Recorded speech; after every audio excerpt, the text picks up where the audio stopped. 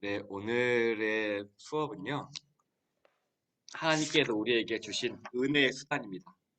은혜의 수단이라고 해가지고, 하나님께서 우리를 홀로 내버려두지 아니하시고, 통해서 역사하시겠다고 하는 은혜의 수단. 은혜의 수단은요, 196페이지를 보면 좋을 것 같아요. 오늘 은혜의 수단 196페이지.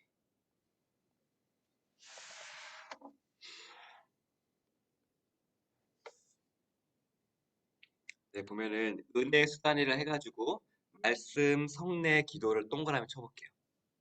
말씀 동그라미, 성례 동그라미, 기도 동그라미.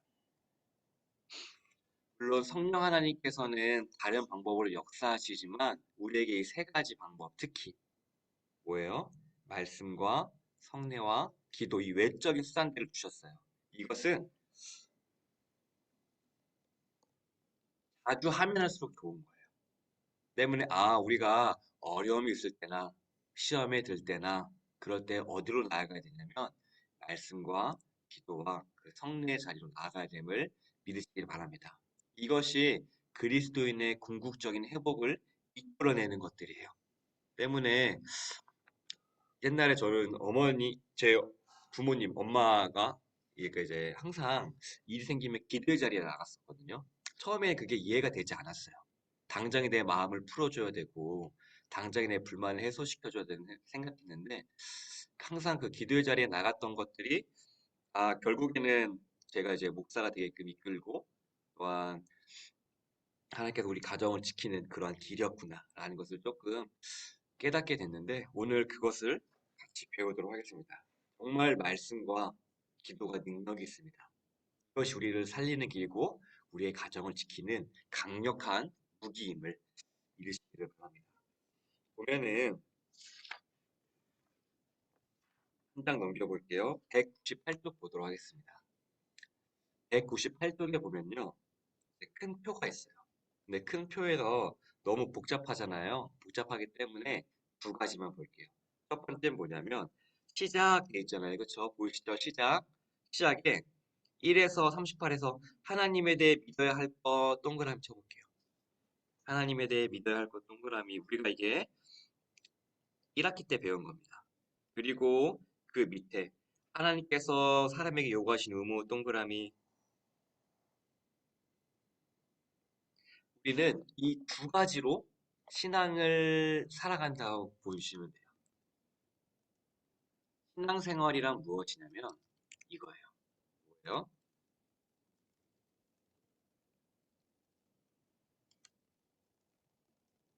이렇게 생각하시면 돼요. 신앙생활이란 무엇이냐면 우리가 믿는 것을 우리가 행함으로 지키는 것이에요. 즉, 우리가 하나님에 대해서 믿어야 될 것을 공부했어요. 두 번째는 하나님께서 우리에게 요구하시는 것에 대해서 지금 공부하고 있는 거예요. 왜 이것을 요구하시냐면요. 네가 이것을 믿는 것을 지키기 위해서는 이렇게 행해야 돼라고 알려주는 거예요. 때문에 이렇게 써볼게요. 신앙생활이란 믿음을 지키는 여정이다라고 써보실게요. 제가 한번 써드릴게요. 신앙생활은 믿음을 지키는 한번 써볼게요. 결국에는 우리의 말과 행동과 기도와 패턴, 모든 삶의 그런 일상 양식들을 통하여서 하는 우리의 신앙생활의 궁극적인 목적은 우리의 믿음을 지키는 두렵고 떨리는 마음으로 우리의 믿음을 지켜나가고 구원을 이루어 나가는 거예요. 때문에 우리가 이 믿음을 지키는 수단으로 있어서 말씀과 은혜의 수단 세 가지 하나님께서 주셨죠. 뭐죠? 말씀과 성례와 기도. 이것을 우리는 부지런히 사용해야 된다라는 거예요. 우리는 이 믿음을 지키는 여정이 있으면 믿으시길 바랍니다. 그리고 이 믿음을 지키는 여정에서 중요한 말씀에 대해서 오늘 공부를 하도록 하겠습니다. 200쪽 볼게요. 200쪽. 200쪽을 넘어보면요. 은혜의 수단이라고 되어 있어요. 은혜 수단 다시 한번 밑줄 그어볼게요. 말씀의 밑줄 긋겠습니다. 성례의 밑줄 그을게요. 기도의 밑줄 그을게요. 다시 한번 반복해서 말씀드립니다. 그러니까 힘이 들 때 어디로 가야 돼요? 말씀과 기도의 자리로, 성례 자리로 가야 됩니다. 예배 자리에 더 나아가야 됩니다. 이것이 우리가 사는 길임을 믿으시기를 바랍니다. 그럼 우리가 오늘 말씀, 성례, 기도에 대해서 공부할 건데 오늘은 말씀과 성례 절반까지만 공부할 거예요. 그리고 다음 주에는 성례 절반과 기도에 대해서 공부함으로써 우리 이것의 세 가지를 잘 써야 되는구나. 우리가 믿음을 지키기 위해서 우리의 생활을 풍요롭게 하기 위해서 마귀 사탄이 우리의 좋은 것들을 빼앗기지 않기, 그들이 우리에게 뺏긴 것을 막기 위해서 이 세 가지 수단을 잘 써야 되겠구나 라는 것들을 확실히 아는 우리가 되었으면 좋겠습니다. 넘어가 볼게요. 202쪽이에요. 202쪽입니다.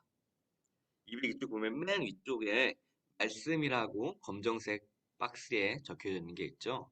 말씀 동그라미 칠게요. 그리고 그 옆에 있는 것에 줄에 밑줄을 그을게요. 성령께서 효과적인 수단으로 삼으신 밑줄, 그리고 옆에 있는 것에 글씨가 너무 작지만 제가 읽어드릴게요. 밑줄을 그을게요. 무엇을? 하나님의 말씀을 읽는 것, 그리고 그 밑에 특히 설교하는 것. 무엇 효과적이면 별표 칠게요. 죄인의 깨달음과 돌이킴, 그리고 그 밑에 그들을 굳게 세움, 거룩함과 평안함 가운데. 그래서 결과적으로는 구원에 이르게 하심 거예요. 이게 어떠한 구조로 되어 있냐면요.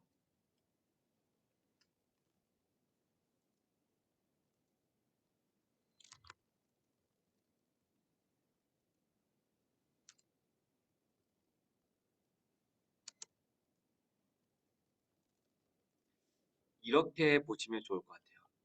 말씀을 통해서 어떠한 원리가 되냐면 우리는 말씀에서 첫 번째, 우리의 죄를 먼저 깨달을 수 있는 방편이 있어요. 내가 죄인이구나. 그리고 말씀을 통해서 읽음으로써 우리가 뭘 알아야 되냐면 하나님께 믿음이 굳게 서야 되는 것을 알아야 돼요. 그리고 결국에는 이것들을 통하여서 우리가 구원에 이르게 된다 라는 것들을 알면 좋을 것 같아요. 왜냐하면 첫 번째, 말씀을 통하여서 우리가 죄인임을 깨달아야 됩니다. 그리고 두 번째, 돌이켜야 돼요. 내가 이렇게 살면 안 되는 거였구나. 내가 죄인이었구나. 앞으로 이렇게 하면 안 되겠구나. 라는 것들을 알아야 됩니다. 그리고 두 번째는 뭐냐면 말씀 속에서 우리가 뭘 봐야 되냐면 해야 돼요. 하나님께서 이렇게 하셨지. 내가 너를 굳세게 하리라. 하나님께서 나를 붙들어 준다 하셨지. 그 믿음으로 굳세져야 돼요. 우리는 이 두 가지를 통해서 어디로 간다고요? 구원에 이르기까지. 천국 가는 그날까지, 주님 배울 그날까지 살아가야 된다라는 거예요. 때문에 우리는 말씀을 통하여서 두 가지 효과, 뭐요? 죄를 깨닫고 죄로 돌이키고 그리고 굳세게 되는 말씀에 굳게 설 수 있는 그 두 가지가 있어야 된다는 것에 별표를 치면 좋을 것 같습니다. 이게 핵심이에요. 말씀에 있어서 뭐예요? 깨닫고 돌이키는 것. 두 번째는 하나님의 거룩함과 평안을 위해서 이것을 기억하시면 좋겠습니다. 별표를 치면 좋을 것 같아요. 죄인의 깨달음과 돌이킴, 그리고 굳게 세움, 구원에 이르게 하심. 이게 뜰판에 화면이 보일지 모르겠지만 이 화면대로 적으면 좋을 것 같아요. 우리는 말씀을 통해서 무엇을 알아야 된다? 죄인이라는 것을 깨닫고 돌이켜야 된다. 두 번째, 우리가 평안함 위에 굳게 서야 된다. 이 두 가지로 신앙을 지켜나가는 것입니다. 그러면은 203쪽 보도록 할게요. 그러면은 203쪽 첫 번째 줄 밑줄 그을게요. 성령께서는 하면서 말씀을 읽는 것 동그라미, 그리고 밑줄 긋고 특히 말씀 설교 동그라미 를 효과적인 수단으로 삼습니다. 밑줄. 그럼 말씀 읽는 것과 설교를 듣는 게 왜 이렇게 우리에게 능력이 될까요? 왜 우리를 돌이키게 하고 우리의 마음을 굳세게 할 수 있는 것일까요? 라고 했을 때에 세 번째 단락에 그 답이 나와 있습니다. 첫 번째 줄을 밑줄을 그어 볼게요. 성령께서 그렇게 하신다는 것입니다. 밑줄. 성령님께서 내가 이것을 통하여서 이렇게 너한테 죄를 돌이키게 할 거고 이것을 통하여서 너 마음을 굳세게 할 거라고 하나님께서 말씀하셨기 때문에 성령님께서 이렇게 하시는 거구나 라고 우리는 이것을 알고 있어요. 그러면은 알겠습니다. 성령님께서 말씀을 읽는 것과 우리가 설교를 듣는 것을 통하여서 우리를 죄로부터 돌이키게 하시고 우리의 흔들린 마음을 평안함과 거룩함 위에 굳게 세우신다는 것을 알았습니다. 그러면 우리가 그러면 어떻게 말씀을 읽고 어떻게 우리가 설교를 들어야 될까요? 라는 것을 공부하도록 해보겠습니다. 204쪽입니다. 204쪽. 말씀을 읽고 듣는 방법 동그라미 쳐볼게요. 검정색 박스에. 근데 이것을 하기 전에 어, 말씀을 하나 읽고 시작하면 좋을 것 같아요. 그 말씀은요. 사도행전 26장 18절의 말씀이에요.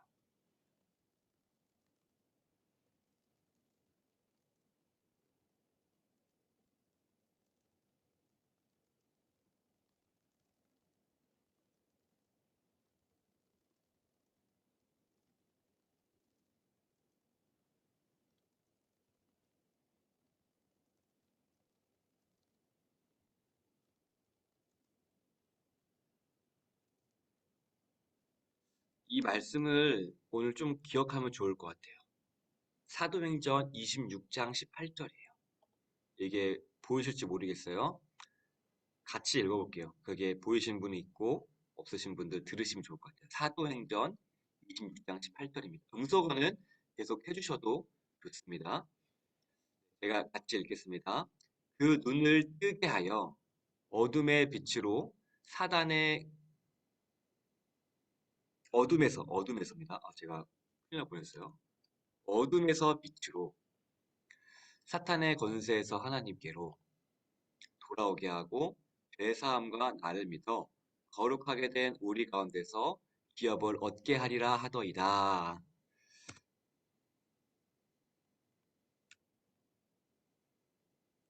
이게 오늘 말씀의 핵심이라고 보시면 좋을 것 같아요. 이것을 우리는 잔뜩 풀어서 오늘 공부할 거예요. 그러면은 여기서 포인트가 있습니다. 포인트가 어디가 있냐면요. 눈을 뜨게 하고 게 말씀이 있었어요. 나중에 성경책에 이것을 찾아 놓으셔서 별표를 쳐도 좋을 것 같아요. 사도행전 26장 18절이에요.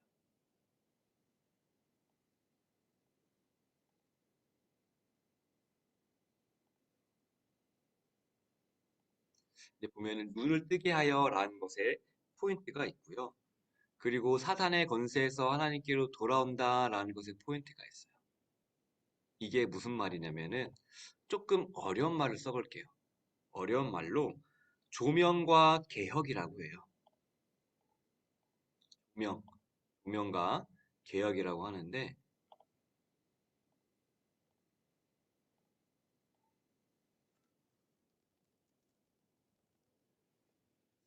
조명이라는 것은 무엇이냐면은 말 그대로 우리의 눈을 뜨게 하는 거예요. 내가 사탄에 잡혀 있었던 것이었구나. 내가 사탄에가 속고 있는 것이었구나. 라고 하면은 이 개혁이라는 것은 무엇이냐면은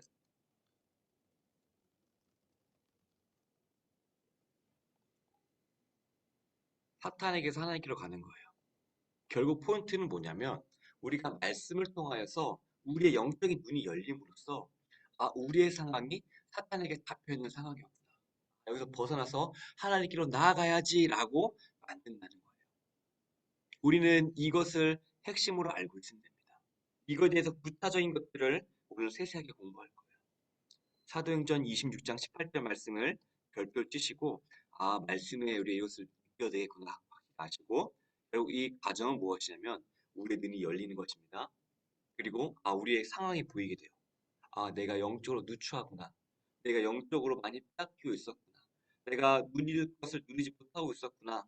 라는 것들을 깨닫고 사탄에 묶여 있는 데서 풀려 하나님께로 나아간다. 이것을 우리는 핵심으로 알면 좋습니다.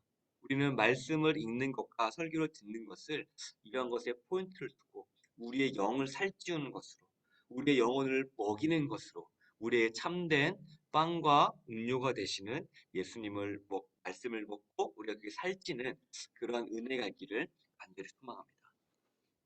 이것은 꼭 적어놓으시면 좋을 것 같아요. 사도행전 26장 18절 적어놓고 그러면 본격적으로 보도록 하겠습니다.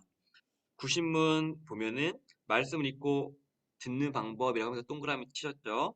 그리고 그 옆에 구체적으로 어떻게 할까요? 라고 했을 때에 부지런함과 동그라미, 예비함과 동그라미, 기도로 참여함 밑줄, 다줄 볼게요. 그리고 믿음과 사랑으로 받아들임 밑줄, 우리 마음에 간직한 밑줄, 우리 삶 가운데 것을 실천한 밑줄. 이러한 것들로 하면은 맞아 부지런하고 뭐 예비하고 기도하고 믿음과 사랑을 받아들이고 뭐 간직하고 실천하고 이렇게 우리가 얘기할 수 있는데 제가 조금 보충 설명을 드리도록 하겠습니다. 말씀을 먼저 읽을 때 어떻게 말씀을 읽어야 되는가?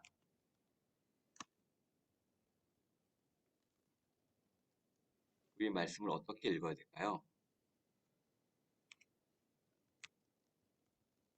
첫 번째 우리는 말씀을 대할 때 그냥 책으로 대하면 안 될 것이에요. 왜냐하면 경외감, 아 이것이 하나님의 말씀이구나 라는 것들을 생각으로 성경을 대해야 된다는 거예요. 이게 무엇이면 영적 안경이 되어줍니다.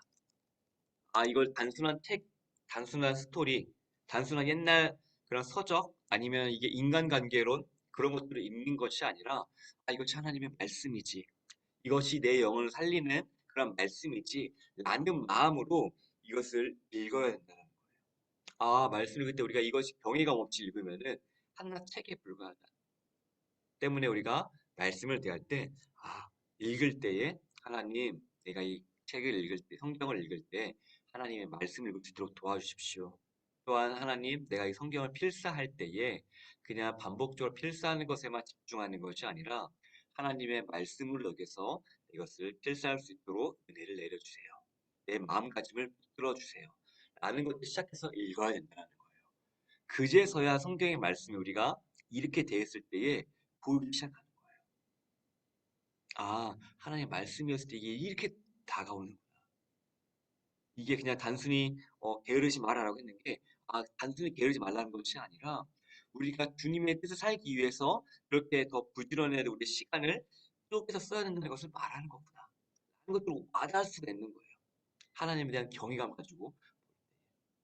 때문에 우리가 경외감 볼 때 그냥 단순히 뭐 게으르지 말라, 세월을 아끼라, 뭐 잘 살아라, 좋은 말씀에 그냥 잠언 정도 그냥 좋은 말에 있는 것들을 모아놓은 것이 아니라 아, 이것이 나를 살찌우는 거구나. 이것이 나를 지키는 힘이구나. 이것을 통하여 하나님께 내게 말씀해 주시는 건 내 인생을 인도하시는 거구나. 라는 것들을 우리가 배우고 있는 거예요. 때문에 우리가 유의해야 될 게 무엇이냐면은 가끔 물론 이것은 문화가 돼서 어쩔 수 없지만 집안에 보면은 말씀 좋은 거 한 구절 이렇게 하잖아요. 제일 많이 가면은 사업장에 가면은 내가 심히 상득케 하리라라는 그런 것들 하면서 마치 부적과 같이 되고 있는데 우리가 그렇게 여기는 것이 아니라 좋은 말, 그냥 부적, 잘 되는 거 그런 것도 있지만 그것을 더 뛰어넘어서 하나님의 말씀으로서 여기는 것 그것이 우리가 가장 회복해야 될 마음이다. 말씀을 말씀되게 하는 것 이것을 가장 중요하고요. 두 번째는 성경을요 천천히 읽는 거예요.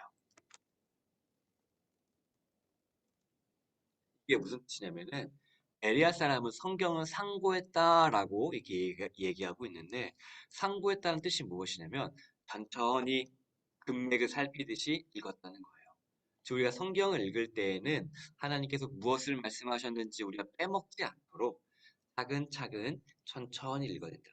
오늘 한 장 읽었어. 오늘 두 장 읽었어. 오늘 네 장 읽었어. 그게 중요한 것이 아니라 늦게 읽더라도 천천히 읽더라도 조금씩 천천히 읽어야 되는 것이 우리가 성경을 대하는 태도다. 왜냐하면은 놓치지 않기 위해 하나님의 말씀을 그만큼 우리의 삶을 찌우고 우리를 세우고 우리를 이끌어갈 힘이기 때문에 그런 것이고요. 두 번째로 세 번째로 이제 말씀을 우리 마음에 간직해야 돼요. 우리 말씀을 읽고 끝 잊어버리는 것이 아니라 그 중에 하나라도 간직하는 거예요. 아, 하나님께서 이런 말씀을 주셨지. 내가 그 4장 중에 읽었지만 하나님께서 이거 내게 주신 것들 이렇게 깨달은 것을 간직해야지. 놓치지 않는 것. 그리고 네 번째가 중요해요. 우리 말씀을 왜 읽죠? 예수님 닮아가기 위해서. 이게 핵심이에요. 아, 우리가 경외감을 가지고 읽어요. 성경을 천천히 읽어요. 말씀 내 마음에 간직해요. 그래서 뭘 하겠다는 거죠? 예수님 닮아간다는 거예요. 우리가 말씀을 이렇게 천천히 읽고 하는 이유가 무엇이냐면 예수님 닮아가는 것. 그의 형상에 닮아가는 것. 그리스도의 장성한 분량에 이르는 것. 우리는 이 목적을 가지고 성경을 읽어야 되고 성경을 필사해야 된다는 거예요. 우리가 열매 맺는 것은 이거예요. 예수님 닮아가는.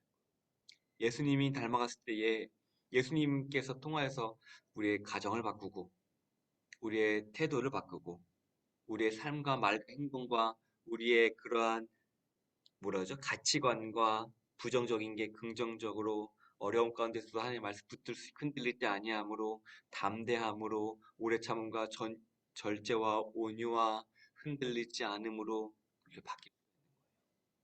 그래서 결국 목적은 무엇이다? 말씀을 통해서 예수님을 닮아가기 애써야 된다. 이것을 읽는 것으로 나 예수님 닮아가야지. 결국 이렇게 하는 이유는 말씀 통해서 닮아가는 거예요. 우리의 것들을 내려놓고 나의 못난 부분을 깎고 나를 되돌아보고 나의 모습을 가슴 아파하고 그래서 하나님께서 나아가고자 하는 그 열망으로 하나님께 나아가는 이게 말씀 읽기의 궁극적인 목표가 되어야 될 것입니다. 이것을 믿는 저 여러분 되기를 진심으로 소원합니다. 그러면 두 번째로 이거는 알았어요. 아, 말씀 이렇게 읽어야 되는 거구나. 예수님 닮아가는 그런 목적이 있구나. 그럼 우리가 설교를 들을 때 어떻게 들어야 될까요?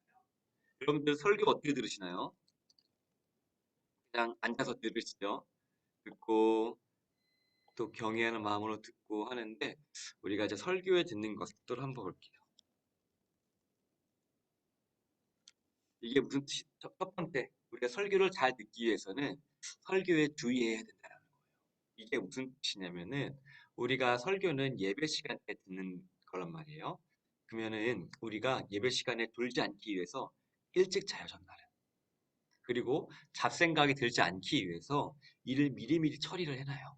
왜냐면 설교 중에 그거 안 하면 어떻겠는데 그거 해달라 했었었는데 그런 것들을 떠올라서 우리가 막 빼앗아간단 말이에요. 이렇게 생각하시면 돼요. 씨앗이 뿌려졌어요. 근데 막 사탄이 와서 쪼아먹는 거예요. 생각을 넣어줌으로써. 맞아. 너 그거 처리했어? 가스불 껐어? 어제 일 처리한 거 했어? 그거 안 했는데. 그거 하는 순간 그 말씀의 맥이 끊기고 뺏기는 거예요. 그만큼. 때문에 우리가 설교를 듣기 위해서는 설교에 주의한다라는 것은 무엇이냐면은 옛날부터 준비하는 거예요. 졸지 않기 위해서 자고 몸과 마음을 담고 그리고 뭔가 기름진 거 먹어가지고 배가 아프거나 그리고 미리미리 준비하는 거 때문에 그렇게 하기 위해서는 우리가 주기를 진짜 열심히 살아야 되겠죠. 그래야지 우리가 주일날에 온전히 말씀에 집중할 수 있기 때문에 우리가 유의해야 될 것들이 무엇이냐면 예배 마치고 바로 어디 가야지라고 했을 때에 우리의 마음이 종종 말씀보다 그 뭐뭐 가야지라고 하는 것에 쏠려 있을 때가 있어요. 그러면은 이것도 챙겨야 되고 이것도 해야 되고 하는 경우가 있는데 그런 것들은 별로 권하진 않아요. 왜냐면 마음이 분산되기 때문에. 하지만 어쩔 수 없는 경우는 있지만 그럼에도 불구하고 우리의 목적은 무엇이다? 설교에 주의해야 된다. 집중해야 된다. 왜냐면은 그 이미지를 떠올리세요. 씨를 뿌려줬는데 사탄이 와서 쪼아먹는 거예요. 갑자기 목이 마르네. 갑자기 이거 해야 되네. 그러한 것들로. 근데 그래서 우리는 미리미리 해놔야 된다. 예배에 집중할 수 있게끔 우리 모든 여건들을 다 정리해야 된다. 이게 바로 설교 듣는 것에 이러한 것들 중요한 것들. 왜냐하면 사탄은 외적인 것들을 통해서 특히 급한 전화를 오게 한다거나 미리 처리 안 했던 것들 생각나게 한다거나 그런 것도 우리의 말씀 빼앗아 먹거든요. 사탄이 자주 쓰는 방법입니다. 우리 여기서 더 이상 속아 넘어가면 안 됩니다. 그리고 두 번째는 무엇이냐면은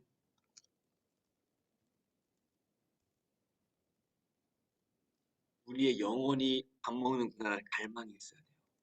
아, 내가 이 말씀을 통하여서 우리 영혼이 사는구나. 내 영혼이 살찌는구나. 내 영혼이 양식 먹고 건강해지는구나. 내 영이 잘 돼야지 범사에 잘 되고 영육간이 강건하다라고 하잖아요. 성경에 기록되어져 있잖아요. 마찬가지로 이 갈망이 있어야 돼요.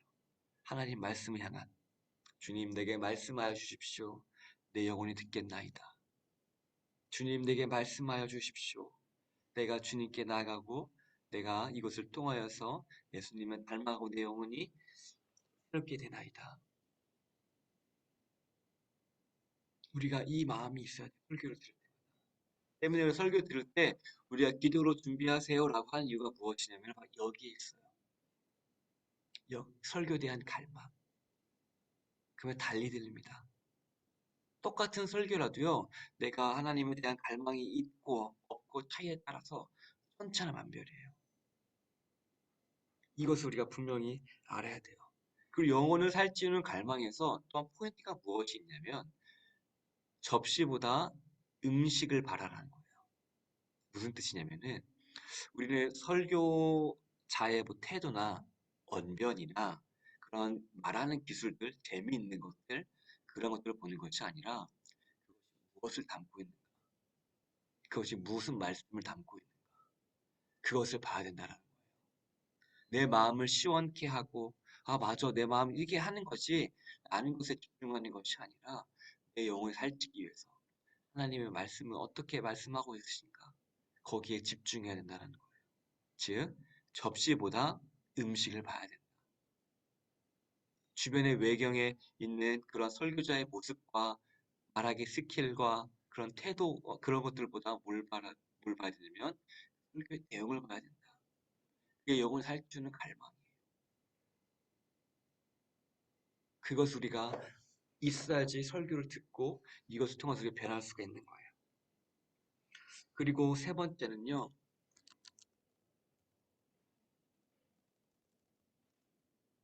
부드러운 마음이 우리 안에 있어야 돼요. 사람 별론데 내가 막 그 마음이 상해 있어. 그 가운데서 설교가 들릴까요? 아니면 설교자와 관계가 안 좋아. 설교가 들릴까요? 들리지 않아요. 그 생각이 떠올라요. 때문에 성경에는요. 너가 헌물 드리기 전에 형제와 싸는 것이 있다면은 그걸 해결하고 와서 드리라고 그래요. 왜요? 방해되기. 그리고 교역자와 관계가 좋은 게 왜 좋냐면은 말씀에 집중할 수 있기 때문에. 그 교역자에 대해서 안 좋은 소리 하고 그러면은 결국에는 내가 안 좋아지는 거예요. 왜냐면은 설교가 안 들리니까. 그래서 이건 부드러운 마음이라고 하고 관계 말씀이 들려야 되니까. 그리고 네 번째는요.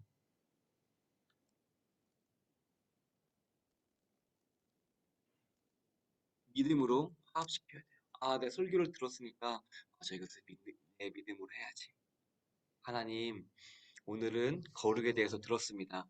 내가 거룩함으로 하나님의 능력을 발휘하는 삶 살 수 있도록 도와주십시오. 그 믿음이 내게 있게 해주십시오.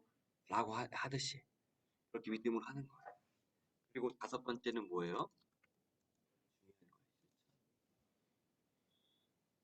듣고 갈망하고 부드러운 마음 설교를 듣고 믿음 살겠습니다 얘기하고 실천이 없으면은 말짱 도루묵이에요. 성경 읽는 것도 결국 뭐에 있죠? 님 닮아가려고. 설교를 듣는 것도요. 닮아가면 실천하기 위해서예요. 이런 것들을 놓치지 않았으면 좋겠습니다. 굉장히 이거는 어떻게 보면은 기초적인 것이에요. 말씀 읽는 것과 설교 듣는 것의 태도에 있어서. 하지만 우리가 이것을 놓치는 경우가 종종 있거든요. 왜냐면 익숙해지 그냥 가서 설교 듣고 오고, 좋은 말이었네. 맞아, 이렇게 하는 게 맞지. 저건 내가 들었던 내용이지. 라는 것으로만 받아들이는 것이 아니라 경외감. 하나님, 내 영혼이 오늘도 풍족하게 살찌게 해주셔서 감사합니다. 또한 그런 마음으로 믿음으로 내가 나아가겠습니다. 실천하겠습니다. 내가 바뀌겠습니다. 결국 말씀 읽기와 설교 듣기의 궁극적인 방향은요. 내가 변하는 데 있어요. 실천하는 데 있어요. 예수님 닮아가는. 우리는 늘 이것을 목적으로 삼고 설교를 듣고 목적한 설교 말씀을 읽어야 됩니다. 이 목적을 상실해 버렸을 때에 우리는 종종 이것이 우리의 지식으로 바뀌고 남들을 정죄하는 수단으로 바뀌게 돼요. 때문에 우리는 이것을 정죄하거나 평가하거나 그러한 것들로 여기는 것이 아니라 우리가 먼저 익혀야 돼요. 근데 이것을 듣고 저거 별론데 그렇게 하는 거 아닌 것 같은데 정죄하는 마음이 들면요. 동일하게 누군가도 나의 말로 똑같이 나를 정죄하게 돼요. 로마서에 기록되어져 있거든요. 판단하는 자야 너가 정죄하는 것으로 너 스스로 정죄하는 것을 모르겠느냐. 우리는 듣고 판단하고 하는 것이 아니라 그냥 예수님 닮아가게. 그러면 그를 위해서 기도하는 거예요. 우리의 마음에 담겨져야 될 것은 무엇이냐면요. 판단이나 정죄나 수근수근거림이 아니라 예수님의 마음이 남아있어요. 말씀을 읽었을 때, 설교를 들은 후에 그것이 남아있지 않고 정죄함이 남는다. 누군가 정죄된다. 아니면 다른 것들이 남는다면요. 나를 돌아봐야 돼요. 그리스도인은요. 남들을 판단하고 정죄하는 그런 기준으로서 잣대를 들이대는 사람들이 아니라요. 사랑하는 사람.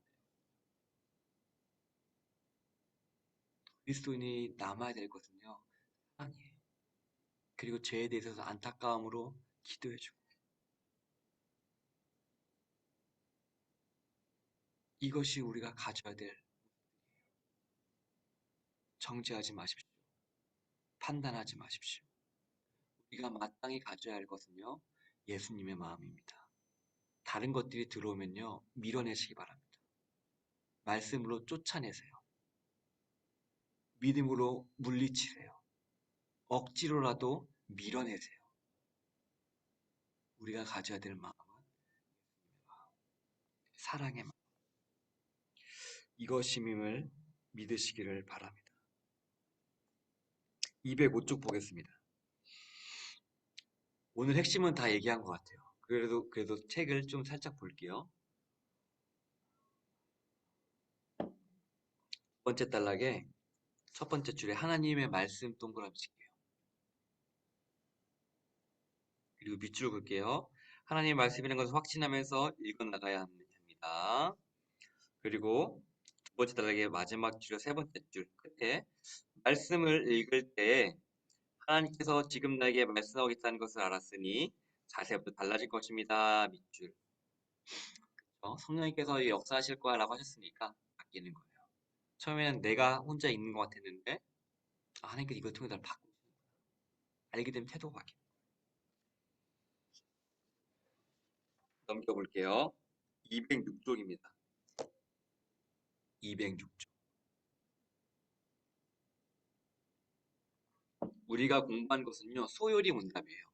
소요리 문답은 초신자들을 위해서 정리가 된 거 보시고요. 여기 나와 있는 대요리 문답은 어느 정도 말씀에 성장한 사람, 목사들이나 직분자들을 위한 게 바로 이 대요리 문답인데요. 그럼 대요리 문답은 어떻게 좀 더 자세히 얘기하고 있냐면 좀 참고해 보는 거예요. 206쪽을 보면요. 하나님 말씀 어떻게 읽어줘야 하는가? 성경은 높이 받들고 경외하고 읽어줘야 됩니다. 하면서 굳은 신년 동그라미 그리고 박스에 밑줄 그을게요. 성경이 바로 하나님의 말씀입니다. 하나님만이 성경을 깨닫게 하신다는 이게 바로 굳은 신념이 있어야 돼요. 성령님께서 하게 하신다. 그리고 바램 동그라미 어떠한 바램이 있어야 되냐면 성경에 계시다 하나님 뜻을 알고 순종하고자 하는 내가 순종하고 싶습니다. 예수님 닮아 변화하겠습니다 라는 게 바람이 있어야 돼요. 그리고 부지런함으로 동그라미 하고 마지막 주의함으로 동그라미 성경 말씀의 주제와 관점을 밑줄 무엇이냐면은 여러분 그 그림 중에 사흐마흐라는 그런 그림이 있는데 그게 뭐냐면 어떻게 보면은 옳고 보이고 어떻게 보면은 여인을 보는 그 그림 아시나요? 똑같은 그림인데 이쪽으로 보면은 오리인 것 같고 이쪽으로 보면은 여인인 것 같고 그 약간 액션상 이런 느낌의 그림 있잖아요. 그건데 이게 왜 봐야 되냐면 우리가 가끔씩 성경을 나의 상황에만 이거 끄집어 들여서 하는 경우가 있어요. 예를 들면 이런 거예요. 내가 너무 형제와 싸웠어요. 근데 이제 내 분명 성경 읽었는데 그거를 진멸하라 막 써 있어. 맞아. 내가 이렇게 직면하는 게 맞지. 내가 이 분노를 불태워가지고 하는 게 맞지. 라고 하면은 이게 옳은 행동이 될까요? 아니라는 거예요. 때문에 우리는 성경의 말씀의 주제와 관점이라는 것이 무엇이냐면 자세히 읽어야 된다.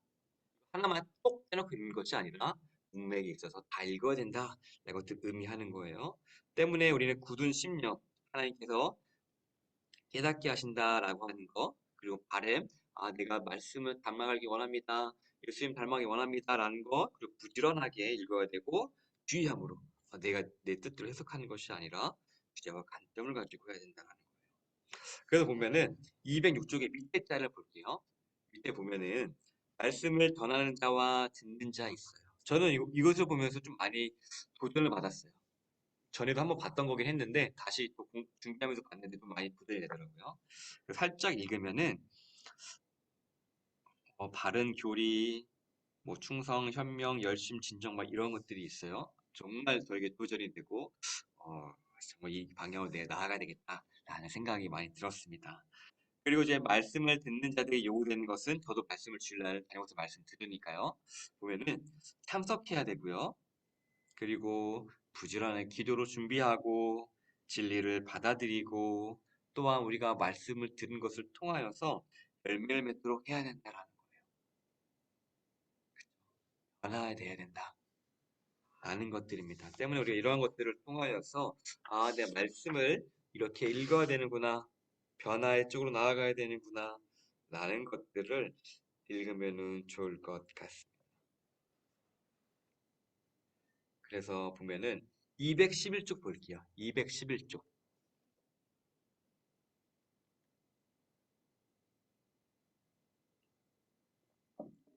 211쪽에 세 번째 단락, 마지막 단락의 밑에서 세 번째 줄, 그러나 보이시죠?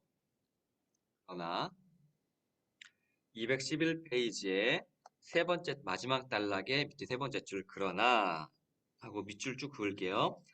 그 가치가 하나님과 인간의 관계, 죄로부터의 구원이라는 근본적인 기독권 가치관을 빠뜨린 상태에서라면 분명한 한계가 있습니다. 밑줄, 이게 무엇이냐면은 우리는 말씀을 읽을 때에 그것만 하나 톡 떼어가지고 너 내 원수와 그들을 진멸하라. 그것만 딱 해야 되는 것이 아니라 어떤 틀에서 봐야 되냐면은 하나님과 우리의 관계, 우리가 구원을 얻어야 될지라는 그러한 것들의 기본적인 틀에서 성경을 읽어야 된다라는 것들이에요.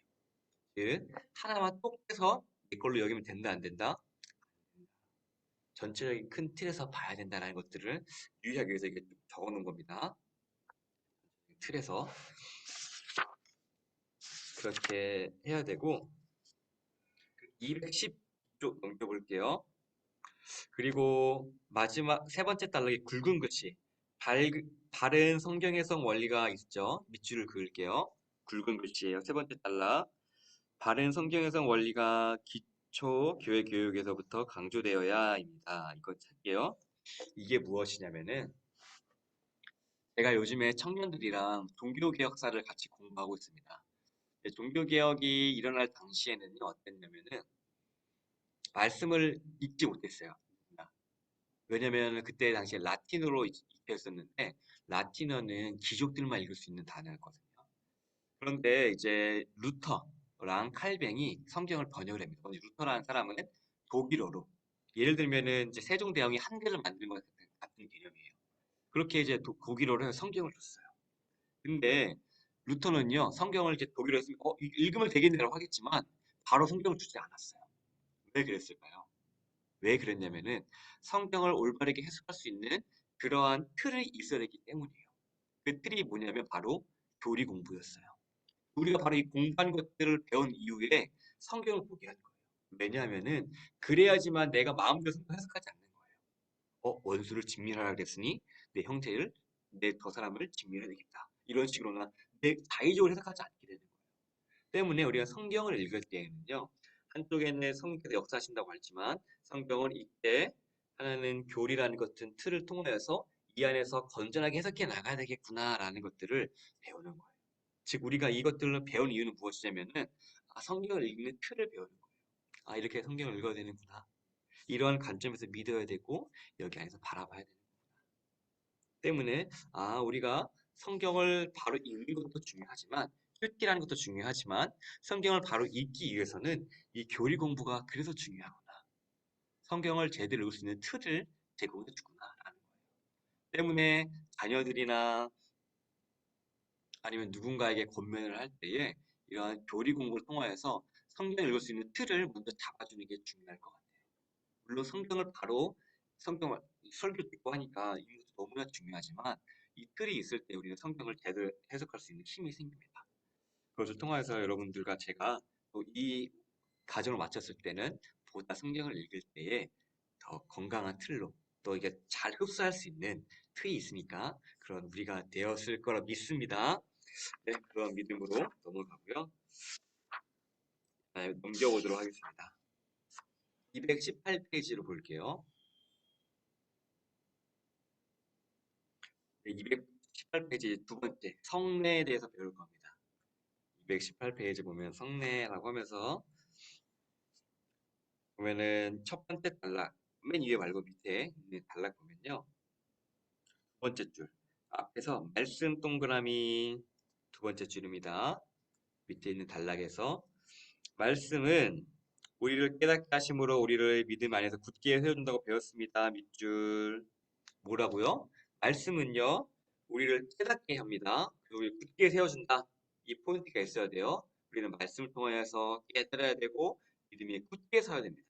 하고요.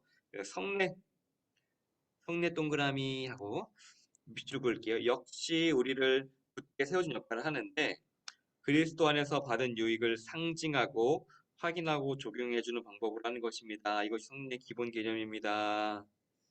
성례는 상징을 하고요. 그리고 그것을 통해서 우리가 하나님의 뜻을 확인하는 거예요. 그리고 그것을 확인함으로써 우리에게 그것이 다시 한번 적용이 된다라고 보면 됩니다. 첫 번째, 상징을 하고요. 그것을 통하여서 하나님 말씀을 확인을 하고요. 하나님의 은혜가 우리에게 적용이 된다라는 것이 성례예요. 그러면 다시 한번 이것을 통해 우리의 믿음이 세워진다고 했는데 구체적으로 이 성례에 대해서도 보도록 하겠습니다. 220페이지 볼게요.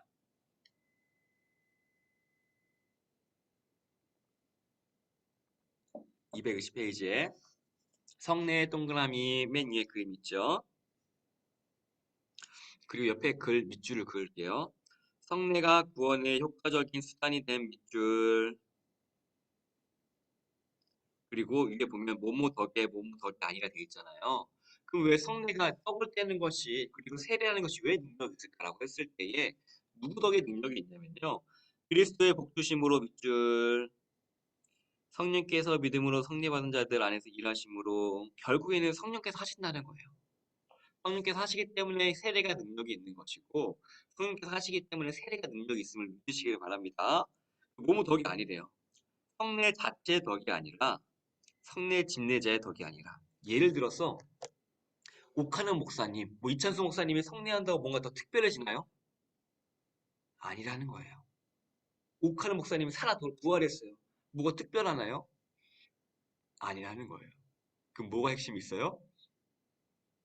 성령께서 하시는 그 세례의 그 은혜, 능력, 성령의 능력이 우리 힘이 있다라는 거예요. 그것을 믿으시기 바랍니다. 211쪽 보면요. 옆에 토끼 그림 옆에 밑에 있는데 그게 보면은 그 글의 중간 단락에 있는 글에서 밑에서 세 번째 줄 오직 그리스도께서 보이시죠? 토끼 옆에 단락이에요. 토끼 그림, 토끼인 거 아시죠? 성경책에 있고 그 단락 옆에서 보면은 오직 줄 그을게요. 오직 그리스도께서 복 주셔서 가능한 것이래. 왜냐하고 그야 성례를 제정하신 분이 바로 그리스도시니까. 그리고 우리의 구원은 오직 그리스도에게만 달려 있으니까. 여기서도 그리스도의 능력이 나옵니다. 누구에게 있다고요? 이 모든 것들이 예수께서 복 주심이 있대요. 결국 우리의 구원은요. 아버지로 말미암지 않고는 나를 말미암지 않고 아버지 올 자가 없느니라 라고 했잖아요. 예수 그리스도예요. 우리의 구원은 결국엔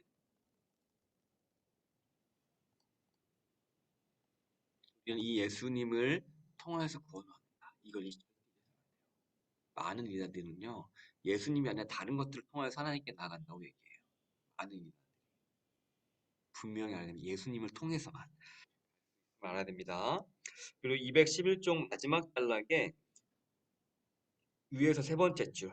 기독교는 보이시죠? 밑줄을 그을게요. 기독교는 하나님과 인격적인 종교입니다. 예식 자체가 아닙니다. 그러므로 성리에서 중요한 것은 역시 우리를 위해 일하시는 하나님이시며 모든 근거를 하나님께 두어야 한다는 사실입니다. 밑줄. 무엇이냐면 성례를 했을 때에 담임 목사님이 하는 것과 제가 하는 것과 능력의 차이가 있을까요? 없다라는 거예요. 왜냐하면은 성령님께서 하시기 때문에. 근데 우리는 물론 이제 담임 목사님은 담임이시니까 하시는 게 맞아요. 그러한 차이가 있다는 건데 만약에 호영한 담임 목사님이랑 아니면은 저기 물탄수 목사님이랑 똑같이 담임 목사님이잖아요. 뭐 다른 차이가 있을까요?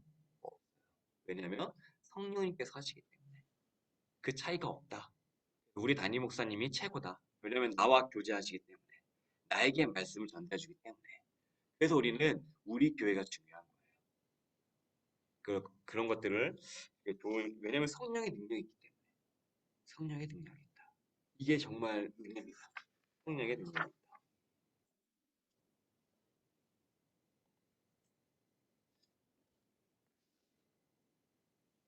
그렇게 보시면 됩니다. 그래서 222쪽 한번 볼게요. 222쪽이에요.